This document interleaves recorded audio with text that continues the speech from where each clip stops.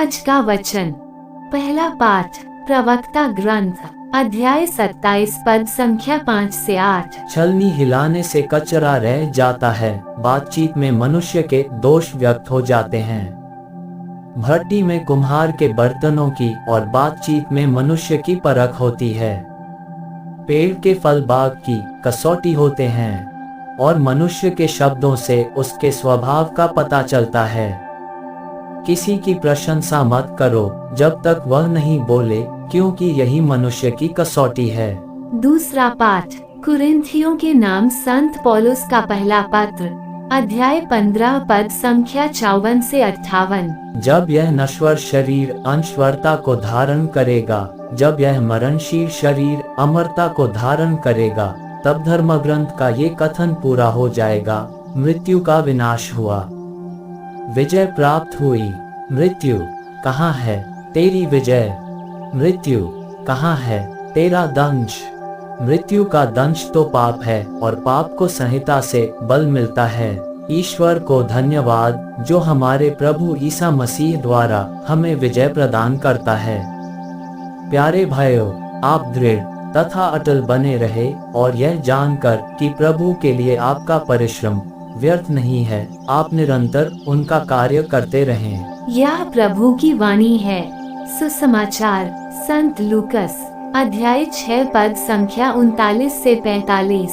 ईसा ने एक दृष्टांत सुनाया, क्या अंधा अंधे को राह दिखा सकता है? क्या दोनों ही गड्ढे में नहीं गिर पड़ेंगे? शिष्य गुरु से बड़ा नहीं होता।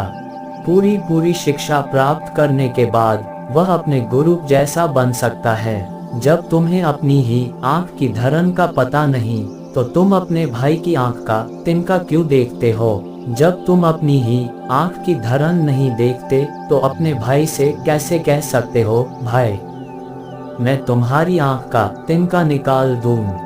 ढोंगी, पहले अपनी ही आँख की धरन निकालो, तभी तुम अपने भाई की आँख का तिनका निकालने के लिए अच्छी तरह देख सकोगे। कोई अच्छा पेड़ बुरा फल नहीं देता और न कोई बुरा पेड़ अच्छा फल देता है। हर पेड़ अपने फल से पहचाना जाता है। लोग न तो कंटीली झाड़ियों से अंजीर तोड़ते हैं और न ऊंट कटारों से अंगूर। अच्छा मनुष्य अपने हृदय के अच्छे भंडार से अच्छी चीजें निकालता है और बुरा अपने बुरे भंडार से बुरी चीजें निकालता है, क्योंकि जो हृदय में भरा है वही तो मुंह से बाहर आता है। यह प्रभु का पवित्र सुसमाचार है। आमीन। आज का चिंतन, ग्रीक दर्शन शास्त्री सुकरात कहते हैं कि आत्मज्ञान का बोध होना ही प्रज्ञा ज्ञान की शुरुआत है।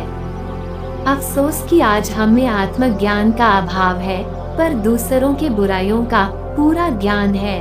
प्रश्न बहुत ही दिलचस्प है कि क्या अंधा अंधे को राह दिखा सकता है? प्रत्युत्तर स्पष्ट है कि नहीं। ये भी सर्वविदित है कि कोई भी अच्छा पेड़ बुरा फल नहीं दे सकता है और न ही बुरा पेड़ अच्छा फल दे सकता है। अर्थात जो आपके पास नहीं है उसे आप दे ही नहीं सकते। सुसमाचार में ये स्पष्ट है कि हम अक्सर दूसरों की खोट ढूंढते हैं और अपनी कमी व बुराई के बारे में जरा भी नहीं सोचते। अगर हम अपनी खामियों को सुधार ले तो हमारा समाज, हमारा परिवेश स्वर्ग बन जाएगा। पूरा समाज अर्थात मानव का हृदय अच्छा भंडार बन जाएगा और अच्छे भंडार से अच्छी चीजें निकालेंगे। तो आइए हम दूसरे की आँखों का तिनका निकालने से पहले अपने आँखों की धरन निकाल ले, ताकि हमें देखने में भी आसानी होगी।